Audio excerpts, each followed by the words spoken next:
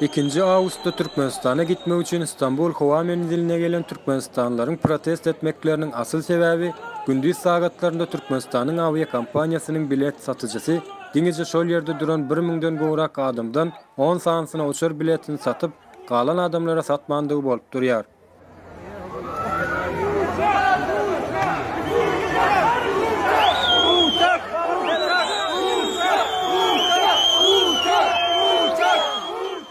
Neticede şol yere gelen halk köpçülükden gıygırşıp protest edip başladılar ve proteste aydylan sözler bolsa, esasan uçok diýilgi sözleri ulanandyklaryny proteste gatnaşan şaýatlar habar berýärler.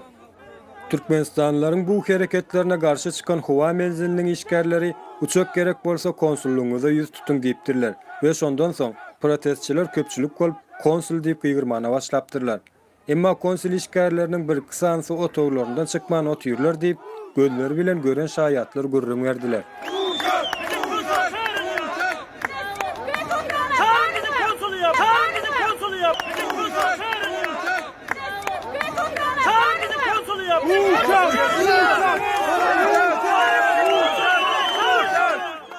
Gozgolanyň dowamynda şol protestde gatnaşan türkmen zenanlary hava menzilinäki Türkmenistanyň avia kampanyasının bilet satyjysy bolan Türk zenandan uçur biletlerini talep edip şol zenany urjak bolup durlar.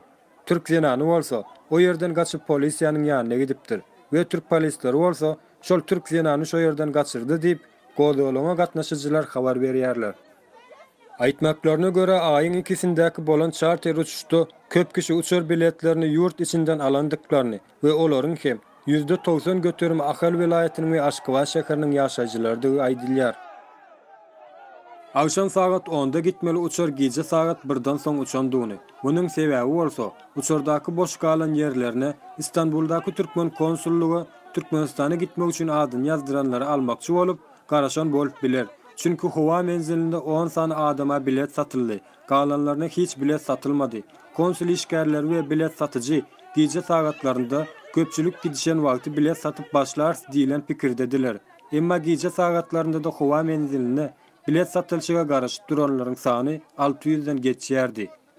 Mundan gorkuşlaryna uçur biletlerini hiç satmadylar. Uçur biletini alıp uçuryň içinde garaşyp duranlar bilen jaňlaşyp gürleşen wagtymyz uçurda takminan 150 goly boş ýerleriň bardygyny aýtdylar. Şeýlelikde şoňky giden uçuryň ýarysy boş gitdi diýip şaýatlar habar berdiler.